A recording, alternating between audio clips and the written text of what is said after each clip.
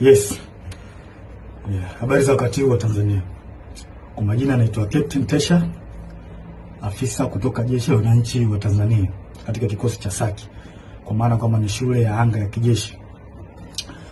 Awali ya yote napenda kumshukuru Mwenyezi Mungu, muumba mbingu na nchi, kwa kunipa uhai na afya mpaka muda huu ambapo nazungumza nanyi wa Tanzania wenzangu.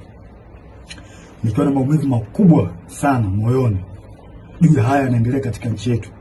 Nimejaribu kutafakari sana mpaka muda mwingine kufikia kumshirikisha Mungu kwamba nikiwa naiona hatari kubwa sana ambayo ipo mbele yetu kama taifa.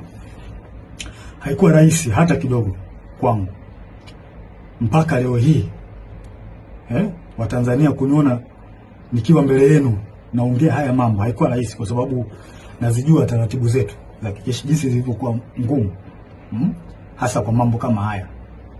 Haikuwa rahisi hata kidogo kutafakari mpaka kuamua kufanya hiki. Kwa maana hiyo sasa, nikiwa naifahamu hatari hiyo